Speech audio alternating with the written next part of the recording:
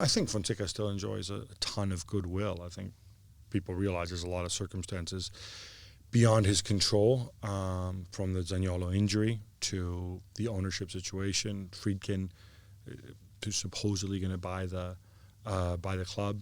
He's in Rome right now. He flew out there on Monday, and you hope that they're going to wrap this up because it does create a good level of uncertainty that then percolates down to the team. Add in the fact that it's not like in the summer they had some sort of tremendous campaign to reinforce themselves. And on top of that, Alessandro Florenzi leaving, I know some people say that it's over-egged, the whole Roman guy who's also a Roma fan who grows up through the club. But as we've seen from Totti and De Rossi, these guys take it very, very seriously. And I thought it was incredibly sad seeing him. He's gone on loan to Valencia. He might come back. It's really sad. You look at the video of him at the airport and, people saying goodbye to him, and he's kind of walking head down, lifting an arm. He's not going to walls like Cotone. It's still Valencia. I'm laughing as you're saying, because I know that Mina does not have time for Florenzi's sentimental. Come on, you're back in the summer.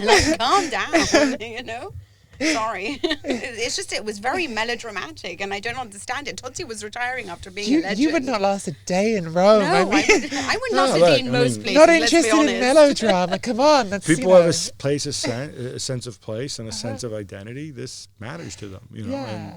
And it's, I'm not saying it's unique. I'm sure there's other cities in the world. It's different. It's different with, say, Turin, because I think apart from Claudio Marchisio, I can think of very few that we care about. Very few Juve players who are from Turin, right? That's why we win. Everybody comes from somewhere else, and nobody cares about this. And most of the fan base isn't from Turin; they're from the south and from all over. So it's just a different dimension. I think Roma are much more of a local club, and they've long been proud of their captains, who are all Romans, going back to. But he's coming back. But the reason he's leaving is because he's not playing. Yeah, but he's coming back. It's because he couldn't get the guarantees he wanted because he wants to make the Euros. Not the guarantees. No. Let's say what it is. He's had two crucial injuries. If this is the guy who loves Roma above all else, then give up the Euros, and there's a potential you might not be in the Euros. He's going to sit on the. But that's not true, Mina. No. Wait, hold on. Didn't he come out? Didn't Fonseca come out and say I couldn't give him? But the reality. You don't care what the coach of Roma said about Florenzi's departure. Well, then you should care, because what he said was I couldn't give him the guarantees that he wanted. He wants to be in the Euros, so he chose to move. When you know what he's talking about. He's not talking he wants a written guarantee. He said he wanted to play, and so he's going on loan. He would have played, The backstory behind it, no, he wouldn't have played. He wouldn't have played for Roma because he's had two crucial injuries, and he's not the player he was.